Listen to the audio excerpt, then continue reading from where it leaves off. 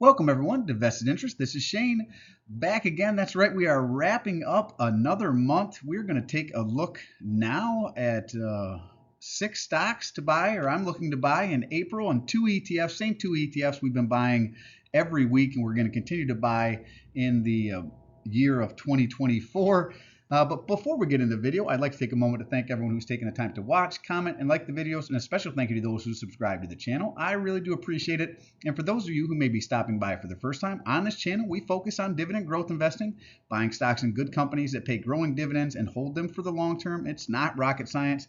In my opinion, the best way to do anything, keep it as simple as possible. So it really boils down to consistently investing, dollar cost average in the dividend growth stocks, whether that's weekly, monthly, quarterly, whether you do it once a year whenever you get your tax returns, whatever your investing timeline is, just doing that consistently into growing companies with positive cash flow that covers the dividend and have a high return on their invested capital. I cover all my investments into the portfolio every week, so tune back in for my weekly updates every Sunday morning at 7:30 a.m. We'll cover everything I bought for the week, anything I sold. Sometimes I do sell out of positions if they no longer meet my criteria, how I reallocated those funds, any options I'm in, just what's going on in the portfolio overall. It's free to see what I'm doing in the portfolio. We all have enough to pay for, so there are no paid Patreon or paid paywalls or any other site that I send you to. But if you would like to help out the channel, if you could hit that thumbs up, let me know that you like the video,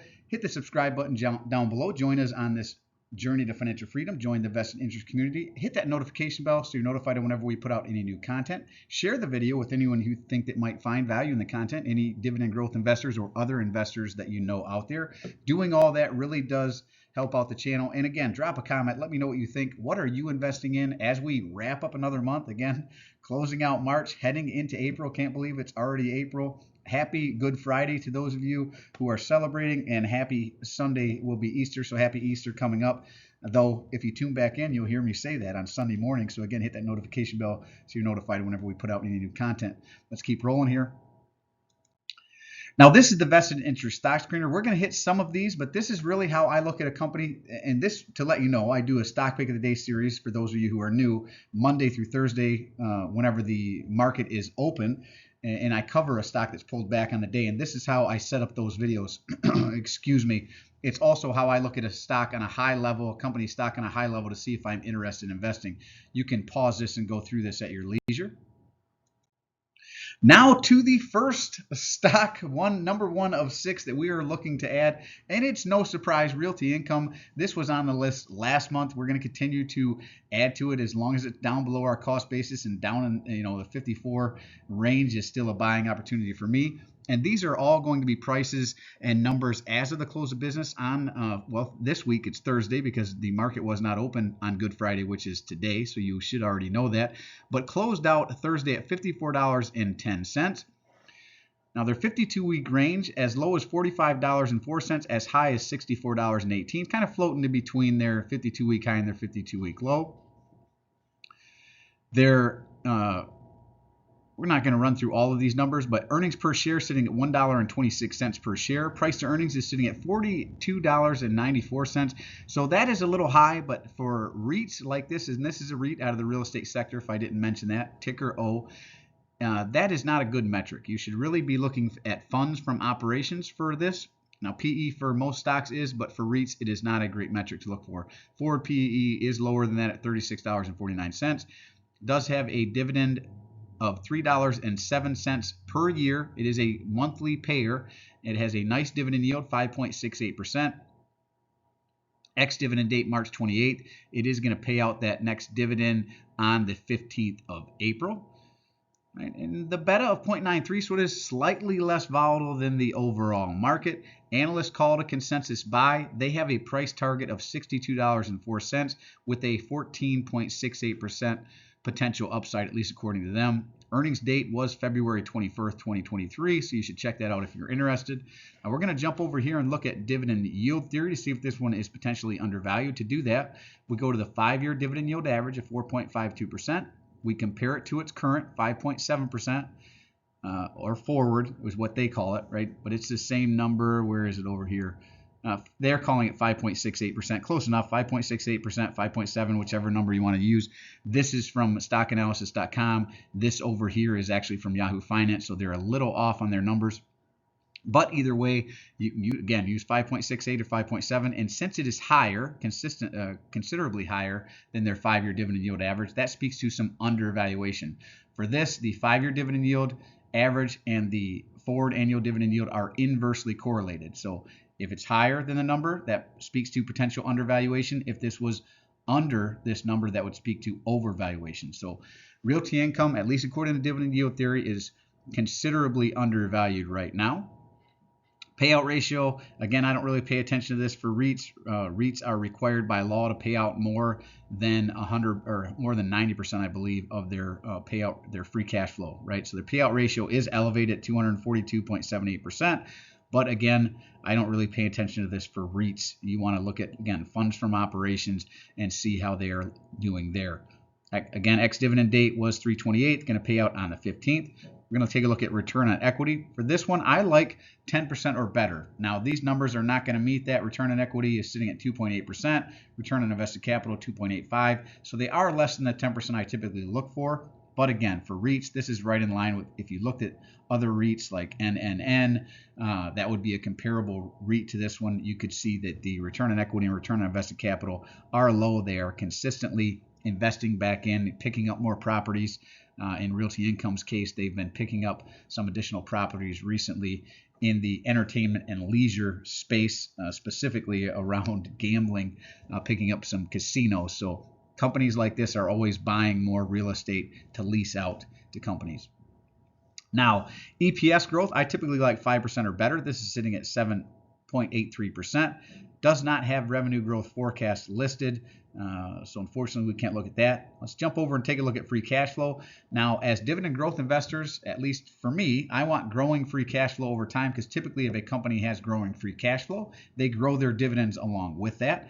We're going back to 2021 here. You can see 1.3 billion.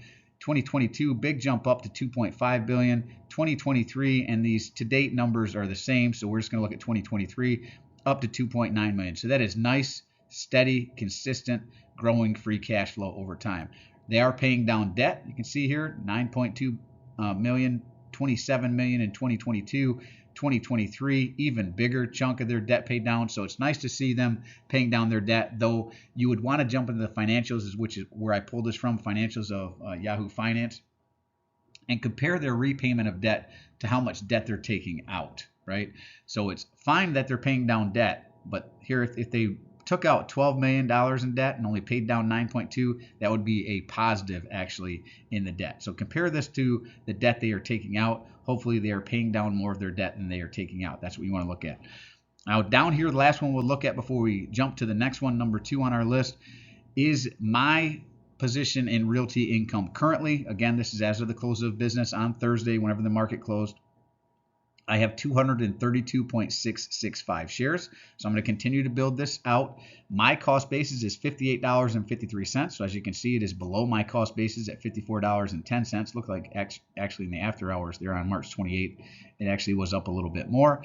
So long as it's below my cost basis, I'm going to continue to nibble, maybe a couple shares here and a couple shares there. If I get a bonus, I'm hopeful for a bonus here over the next several weeks. If I get a bonus, I may dump a little bit more into this one.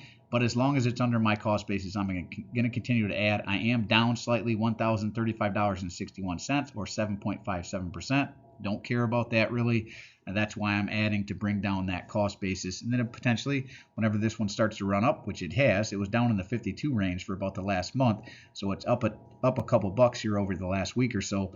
And it'll switch around to be up, 61. I think they're targeting, where was it at? $62.04 is their price target with a 14.68% potential upside. So that's what I'm looking at. That's about where I have it fairly. I think my fair value around was 61 something. So $62.04 is pretty close to what I had it.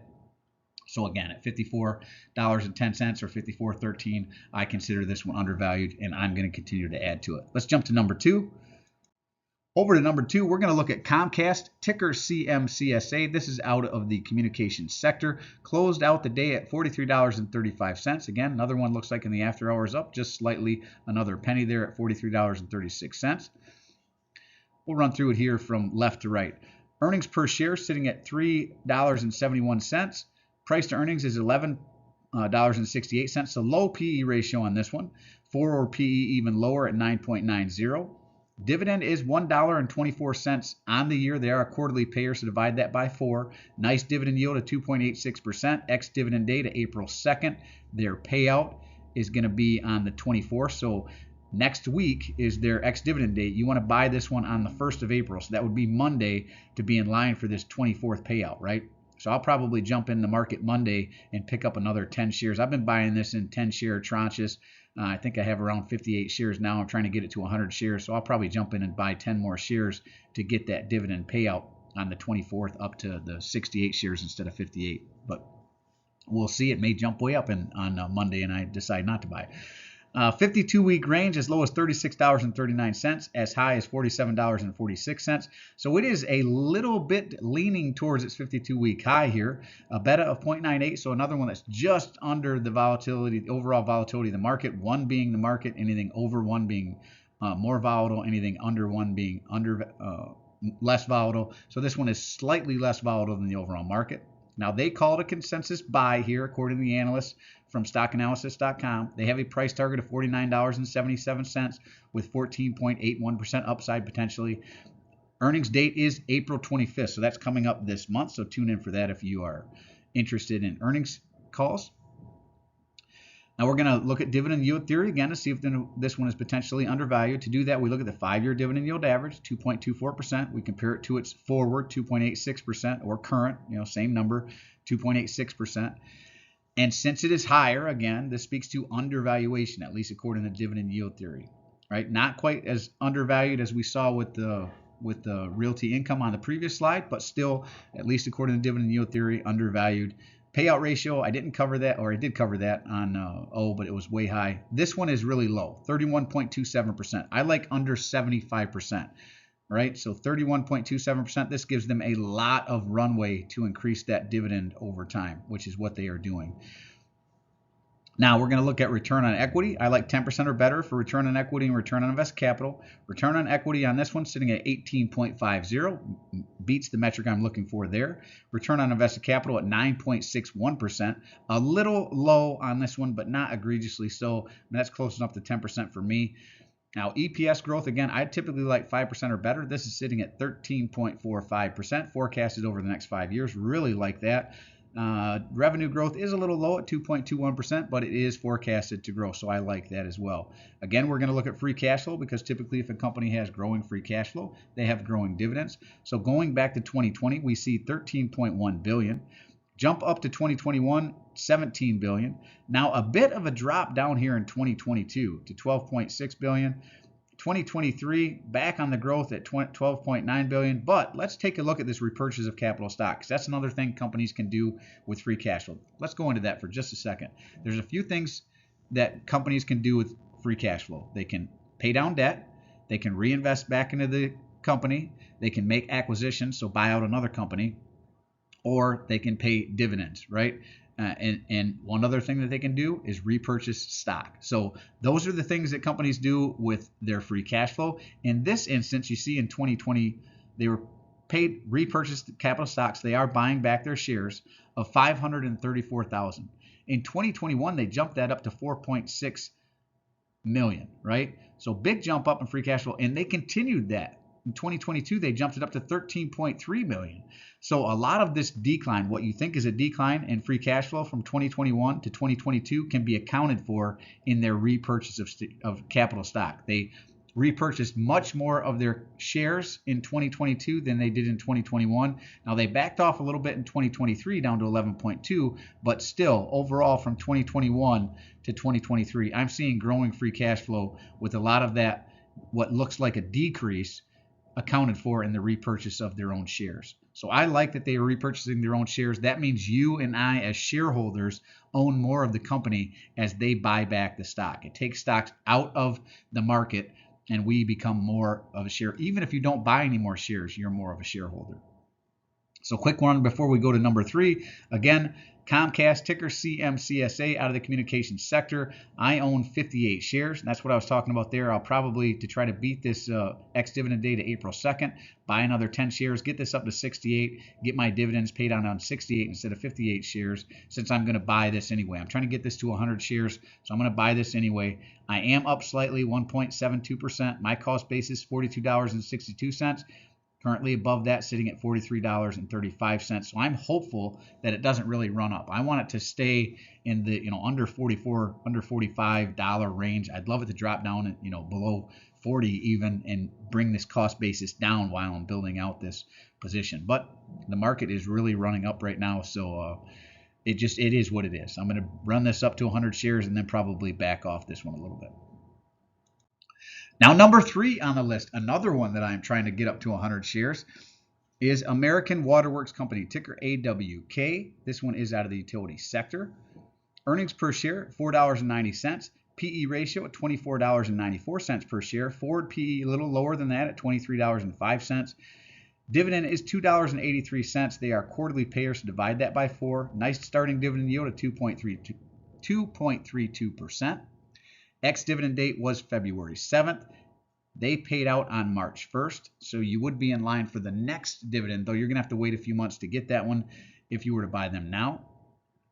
52-week range as low as $114.25, as high as $153.43. A beta of 0.63, so they are less volatile than the overall market. Consensus buy, at least according to stockanalysis.com's webpage. Price target of $151, which would be a 23.56% potential increase in the price here. That's just a potential. That doesn't necessarily mean it's going to happen. That's just what they project. Earnings date is May 1st, so tune in if you're interested in the earnings date. Let's jump over and look at dividend yield theory again. To do that, again, we look at the 5-year dividend yield average, 1.65%. We compare it to its forward annual, which is the current, right? The current 2.32%, 2.32%. These ones at least line up. Realty income didn't quite line up. They were off by 0.02%, which is not enough to really mess with. But at 2.32%, this is significantly higher than their 5-year dividend yield average. So that, again, speaks to some undervaluation, at least according to dividend yield theory. Now, payout ratio, again, under the 75% I'm looking for at 56.68%. Really like that. That gives them a lot of room to increase that dividend over time. Return on equity, again, I like 10% or better. They're sitting at 9.7. That's close enough to the 10% I'm looking for. Return on invested capital is low at 5.11%. I typically like 10% or better. But again, much like realty income or real estate investment in general, companies like realty income, they are very capital intensive. Utility companies have a lot of money going back into the company, repairing, in this case, water pipes. If it was a electrical company, that would be repairing, maybe down electrical lines. So utility companies in general have a low return on invested capital. So if you were to compare this to like a BKH, Blackwater utility, or American Water, American Electric was another one. If you were to compare that to companies like that, this would be very similar return on equity and return on invested capital overall. So I'm not concerned with the ROC being lower than the 10% I like right here. EPS growth, again, I like forecasted to 5% or better. They're sitting at 7.36%. And this I really like. Revenue forecasted growth is 7.42%. That's pretty high revenue growth forecast. So I like the numbers overall for this one. Again, let's take a look at free cash flow growth. And we want growing free cash flow over time because we want growing dividends over time. So 2020 was at $502 million. 2021, $432 million. 2022, big jump up to $1.3 billion. 2023, a little bit of a drop down to $860. But overall, from 2020 to 2023, growing free cash flow, even though you're seeing a little bit of up and down throughout there. And part of that up and down you can see is part of their repayment of their debt. 342,000 here, 872,000 here. Big drop down, so their free cash flow was up, but their repayment of debt was down, and then back again to 282,000 repayment of debt. So part of that fluctuation in their free cash flow is their repayment of debt, right? Now another one I do own, all of these I own. 19 shares currently. I am up slightly, 2.65%. My cost basis is at $119.06. Currently at $122.21, and actually up even more than that in the after hours there, right? $124.80. Another one that has bounced off its 52-week low and has really run up. I really want to get this to 100 shares. I don't know if I think my where I'm willing to buy it at is around 130, 131 or lower. So as this one runs up, I might not get it to 100 shares. I am seriously considering dipping into my cash pile. I do have a significant cash pile sitting on the sides in my savings account. I am considering jumping in here and taking 10,000 out of my savings account and just running this to 100 shares while it's under the 131 I like, because I think utilities are going to continue to run up. A lot of utilities dropped down. You can see here. Again, I was buying it in the 117 range, and then my average is 119. Now it's up to 124. So these are running up quick. So I think people are seeing what I see. There was a lot of value in utilities whenever I started buying this, a month and a half ago. And now they're really starting to run up because people are still looking for value out there in the market. And with all the other companies running up, utility sector is one place there still is showing some value. So again, I might dump a big tranche in this one next week, especially if it was to drop back into the 120, 119 range. If it jumps up to 130 or something like that, I probably wouldn't do it. But right now, if I could get this back in the 122, 123, even at 124, I would consider dumping 10,000 into this, running it to 100 shares, and then backing off and letting it do its thing and run up. But that's for another video, possibly. Now let's continue to look at this one. EPS $4.90. PE $24.94. Did I run through that? 2-3? I think I did. Yep, it's EPS growth. We ran through the free cash flow. Again, I own 19 shares. Cost basis at 2.65%, or I'm up 2.65%, and really run up. Yep, I ran through all that. Sorry to repeat myself there. Now on to the next one, Pfizer, ticker PFE, out of the healthcare sector. This one closed out the day at $27.75. Looks like it was up a little bit in the after hours at $27.77. PE ratio, or EPS, at 37 cents. PE ratio 75. Very high PE on this one. This one, price to earnings is really elevated, though the forward PE is down 12.41. So I like this 12.41 much better than the 75 it currently is at. Dividend is $1.68. This is another quarterly payer, so divide by 4.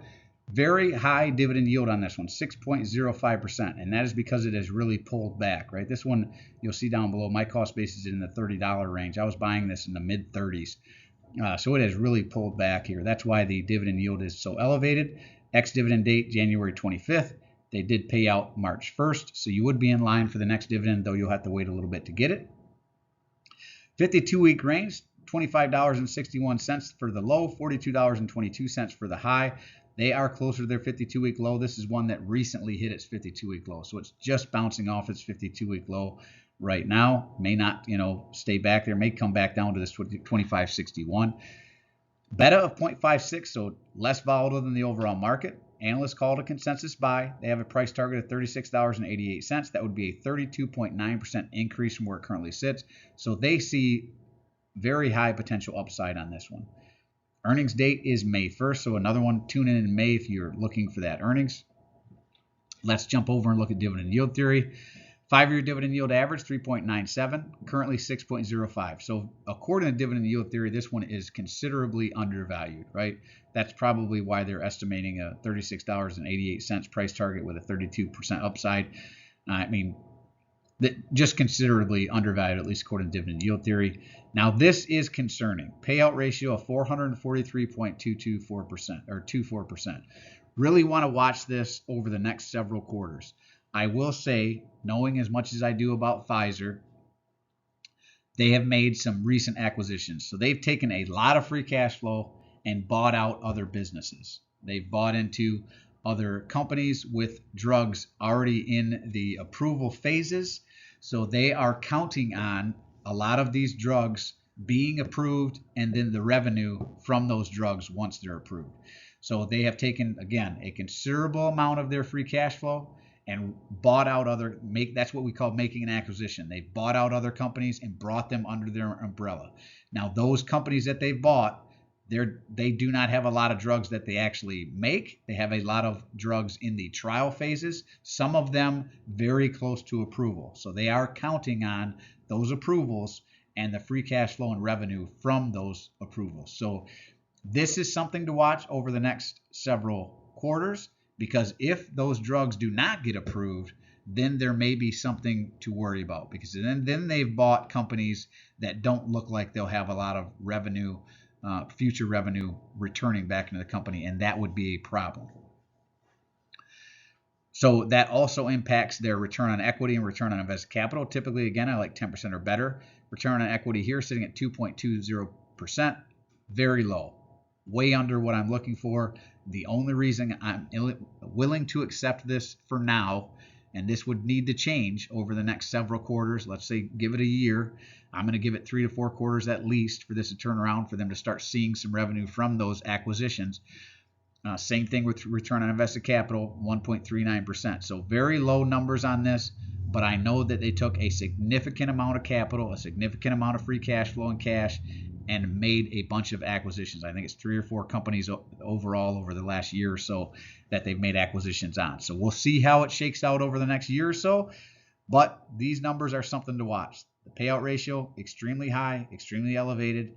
Return on equity, lower than I like, very low. Now their earnings per share growth, their forecasted growth over the next 5 years, 58.51%.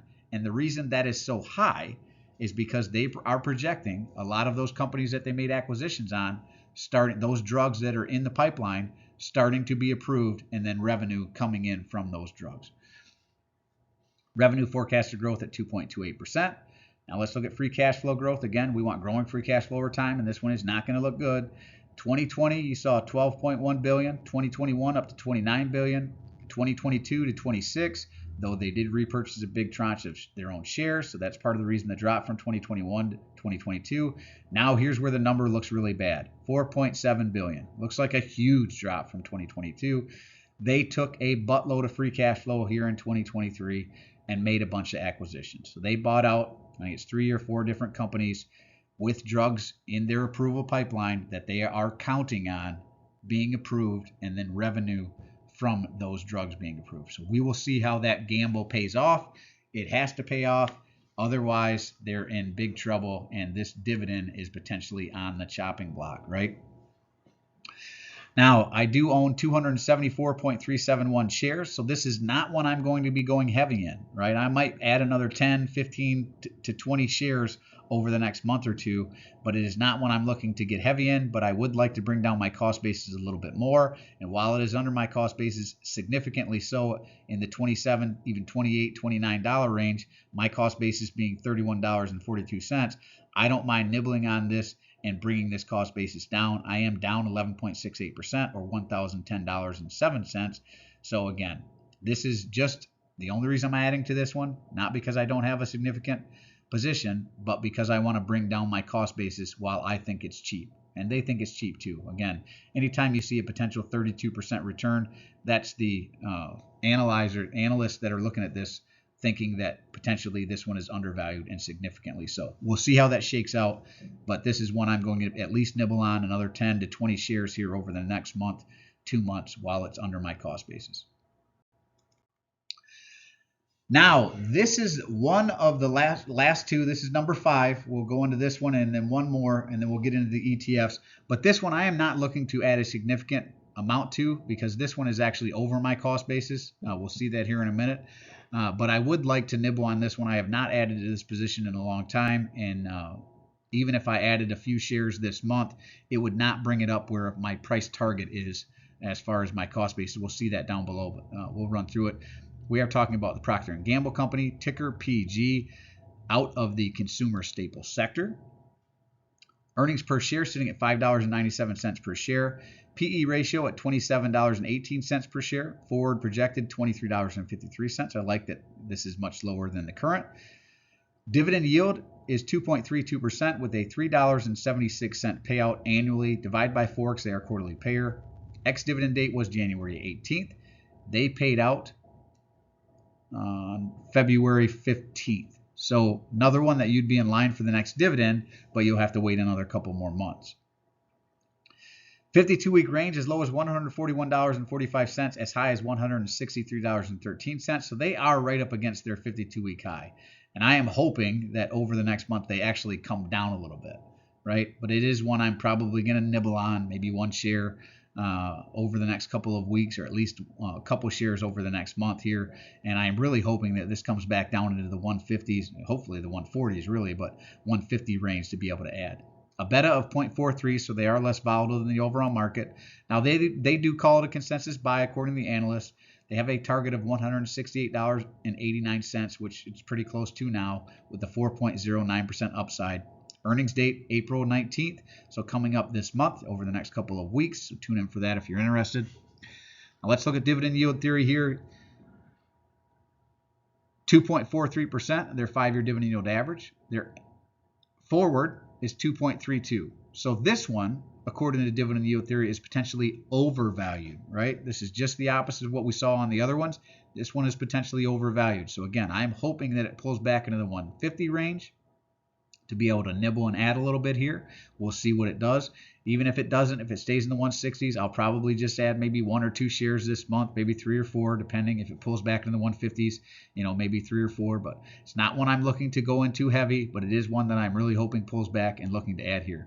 Payout ratio is 62.57%. I like under 75%, so it meets that metric there. Return on equity and return on invested capital, again, I like 10% or better, sitting at 31.40% for return on equity. Very good. Return on invested capital, 17.85%. Very good. Earnings per share growth forecasted over the next 5 years. Again, I like 5% or better, sitting at 8.36. Like that. Revenue growth looking at 4.86% over the next 5 years. I like that. All good numbers overall, except for dividend yield theory says it's potentially overvalued. Now let's look at the free cash flow again. 2020, we were at $14.3 billion. 2021, $15.5. 2022 looks like a little bit of a drop down to $13.5. 2023 back to growth at $13.7, though you can see the repurchase of shares as well, 7.4, 11, 10, 7.3 million. So they are aggressively repurchasing their own shares as well. Again, I really like that. Whenever I see a company repurchasing its own shares, that means I am more of a shareholder, even if I don't add to the position.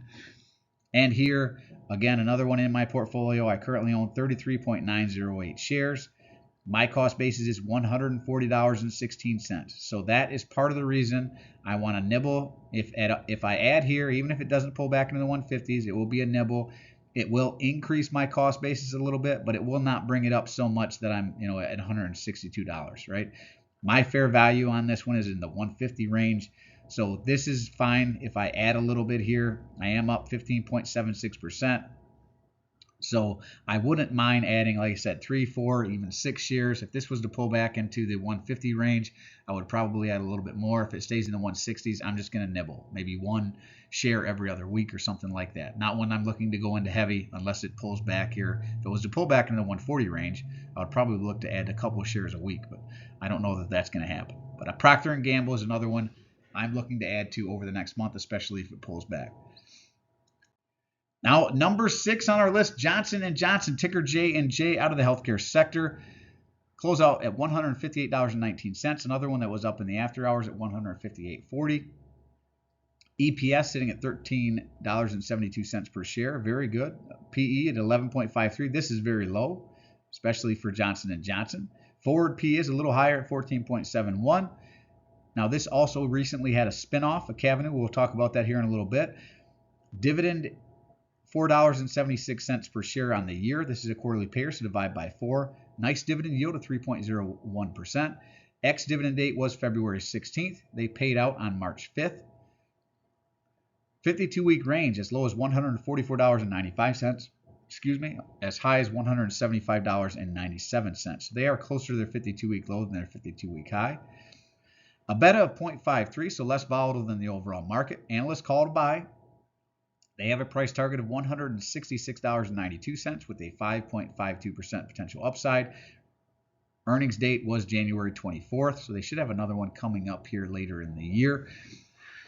Now let's take a look at dividend yield theory on this one. 5-year dividend yield average is 2.67%. Current dividend yield to 3.01%. So another one that is potentially undervalued, not significantly, but undervalued at least according to dividend yield theory. Now, payout ratio on this one is a little elevated at 9.38%. I will talk about this a little bit right now. They recently had a spinoff of Cavenue, which was what they did is they took their healthcare sector. So now Johnson & Johnson is all healthcare, and they sold off their consumer staple sector and made a new company called Cavenue.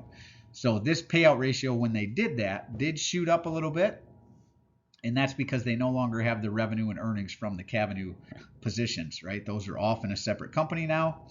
So that affected the payout ratio. That's also going to affect the free cash flow as we look at this one, at least going into the next year or so.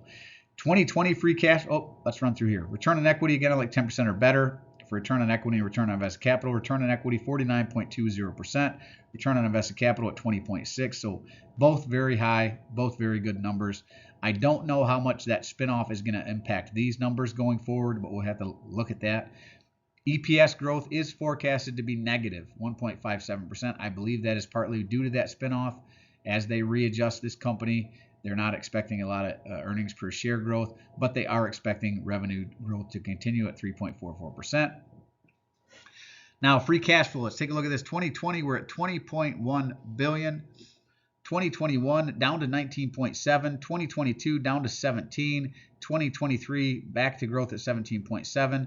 Now, again, another one where you look at the repurchase of shares, they did increase their purchase of shares over the years as well. So part of that decrease in free cash flow you can see here. I don't know how much of this 2023 free cash flow decrease might have been to the spinoff. I think it shouldn't have been any. I believe that spinoff happened late enough in the year that really shouldn't have impacted it. But this 2024 number, I am interested to see what it looks like, because I am anticipating that this will go down because it will not include the consumer staple companies that used to be part, or products that used to be part of this.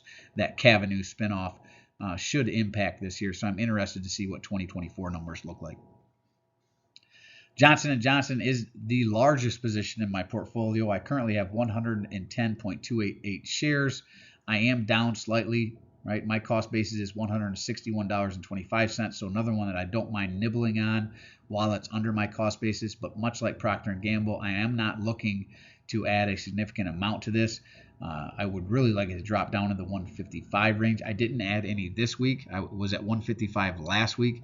I was hoping that it would stay down in that, but it looks like it jumped up again a little bit more even in the after hours. So if it stays under my cost basis this month, another one I'm looking to nibble on might be, 4 more shares. If I did 1 share a week, that would probably be my limit on this one, just because it's such a large position in my portfolio. Again, I have $17,442 into the position, and it is, I don't want any one position to be more than 10%. I think it's currently at 8.7 or 8.8% of the portfolio, so it's one I'm willing to nibble on while it's under my cost basis. But if it was to jump back up into the 160 range, I wouldn't look to add. Now onto the 2 ETFs. Now these next 2 are going to be ones I am buying every week, regardless of what the price of the stock is or the ETF is. I am just going to add 1 share every week. If it does pull back below my cost basis, I'll look to add more. But for a rule of thumb, I'm just adding 1 share of each of these next 2 ETFs every single week. We're going to look at this a little different. So you can see assets currently at $56.14 billion. So that's how many assets under management they have. You want to look at this for the expense ratio. For ETFs and index funds, you want a very low expense ratio, as low as you can get. 0.06% basically means for every $10,000 you have invested, you're paying $6 for them to manage, right? Price to earnings ratio 15.29, so it's less than the overall market. I think the current market's sitting at 20 or 21 PE, so that's good to see. Shares outstanding, I don't really care about that. It does have a dividend at $2.67. They are a quarterly payer, so divide by 4. Dividend yield of 3.32%. Ex-dividend date was March 20th. They just paid out this past week. Payout ratio is 50.68%, so again, under the 75% that I like. 1-year return is 13.17. They've ranged between a 52-week low of $66.67, and this is where I was buying them last year for my daughters, around 68, 69, 70, 71. per share. I built out them a nice position last year. I should have been buying it in mine last year, but it is what it is. With a 52-week high right up against where it's currently sitting, $80.82. A beta of 0.79, less volatile than the overall market. Holds 104 companies under this particular ETF, right? The Schwab U.S. Dividend Equity ETF, ticker SCHD. 104 holdings. Over here on the right, you can see the top 10. And they just did a reconstitution, so they changed up. I think they pulled out 23 companies and added 23 new ones, which adjusted the top 10 holdings a little bit. And you can see now their top 10 holding, Texas Instruments, number 1 at 4.03%, ticker TXN. Lockheed Martin at 4.01%, ticker LMT. Bristol Myers Squibb at 3.97%, ticker BMY. PepsiCo, ticker PEP at 3.95%. Verizon Communications, ticker VZ. This is out of the communications sector. Texas Instrument, if I didn't mention, was out of the information technology sector. Lockheed Martin is a defense company out of the not utility sector. Lockheed Martin is out of the industrial sector. Bristol Myers Squibb, healthcare sector. PepsiCo is consumer staple sector. Verizon Communications. Cisco Systems, ticker CSCO, 3.94%, is out of the information technology sector. Amgen, ticker AMGN. This is out of the healthcare sector at 3.92% of the portfolio. BlackRock, this is similar to the Schwab ETF, actually. This is a holding company, right? Ticker BLK, 3.92%. Pfizer, ticker PFE. This is one of the ones we're looking to buy here over the next week. Ticker PFE out of the healthcare sector is at 3.9%. Chevron, ticker CVX, at 3.9%, is out of the energy sector. So those are the top 10 holdings. You can go ahead and look, if you want to look up SCHD holdings, you could look at the rest of them if you're interested in that. Now, another one I own, I've been adding 1 share every week this year so far. So we're at 13.084 shares. They just paid out a dividend, so that's that 0.084 shares there that they just paid out. My cost basis is $77.66. I am up 3.82%, $38.80.